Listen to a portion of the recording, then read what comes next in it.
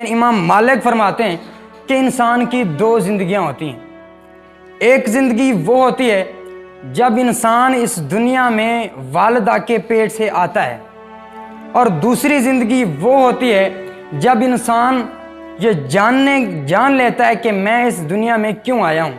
अब हम इसको अगर दूसरे लफ्ज़ों में लिखें तो हम यूं भी लिख सकते हैं कि एक जिंदगी होती है जी इंसान की लाशऊरी, और दूसरी होती है जी शऊरी। अब एक जिंदगी है लाशऊर की हालत में। याद रखें, ये जो लाशऊर की जिंदगी है इसकी कोई उम्र नहीं है। ये लाशऊर बंदा आपको 50 साल वाला भी मिल जाएगा, 80 साल वाला भी मिल जाएगा, और यही लाशऊर को अगर किसी भी तरह से कोई तरबियत मिल जाए तो यही बंदा सिर्फ 7 साल के अरसे में भी शऊर की हालत में आ सकता है। अब जब इंसान लाशऊर की हालत में होता है तो उसकी जिंदगी का कोई मकसद नहीं होता। उसे पता नहीं होता कि मैं क्यों आया था और क्यों रह रहा हूं, मेरा ही जिंदगी में आने का क्या मकसद है। अगर दुनिया की आबादी 7 अरब है तो 7 अरब ही क्यों है? यही 12 अरब भी तो हो सकती थी। अपने घर में 5 बहन भाई हैं तो 5 ही क्यों हैं? 3 भी तो हो सकते थे, 7 भी तो हो सकते थे। बट हम मखसूस हैं। रब्बे ज़ुल जलाल ने उन लोगों को दुनिया में भेजा है जिनकी उनको ज़रूरत थी। ये और बात है कि हम लाशऊर की ज़िंदगी को गुजारते हुए उस बात को भूल जाएं कि हमें किस मकसद के लिए पैदा किया गया था।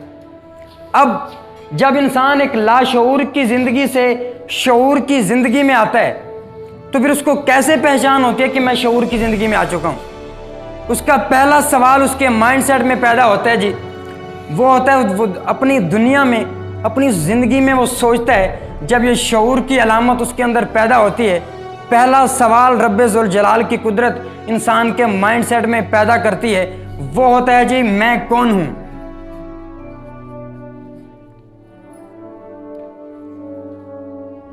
मैं कौन हूं? मैं ही इस दुनिया में क्यों आया? रब्बे ज़ुल जलाल ने मुझे ही जवानी तक क्यों पहुंचाया? रब्बे ज़ुल जलाल ने मुझे ही यहाँ पे क्यों पढ़ने के लिए भेजा? रब्बे ज़ुल जलाल ने मुझे ही आगे बढ़ने का मौका क्यों दिया? क्योंकि रब्बे ज़ुल जलाल तो फरमाते हैं कि बस हमारी इजाज़त के बगैर एक पत्ता नहीं हिल सकता। जब रब्बे ज़ुल जलाल की इजाज़त के बगैर एक पत्ता नहीं हिल सकता तो आप और हम यहाँ पे कैसे मौजूद हैं? तो जब शऊर की ज़िंदगी से इंसान लाशऊर से शऊर की हालत में आता है तो पहला सवाल इंसान की ज़िंदगी में पैदा होता है, मैं कौन हूँ। अब जब ये सवाल इंसान की ज़िंदगी में पैदा होता है तो ये अपने साथ बाई प्रोडक्ट लेके आता है। अब वो बाई प्रोडक्ट इंसान की ज़िंदगी में बहुत ज़्यादा अहमियत रखते हैं। अब पहला जो बाई प्रोडक्ट है ये मैं कौन हूँ, सवाल आ गया। उसके बाद इंसान अगर ये सोचने पे मजबूर हो जाए कि मैं कौन हूँ तो फिर वो अपनी ज़िंदगी में कोई ना कोई मकसद बना लेता है। उसके पास ख्वाब आ जाता है, क्योंकि कोई भी लाशऊर बंदा बगैर मकसद के आपको नहीं मिलेगा।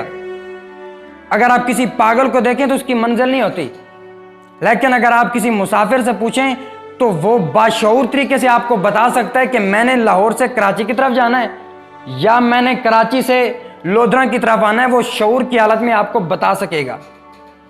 और इसी तरह कहा जाता है कि घर से 2 तरह के लोग निकलते हैं।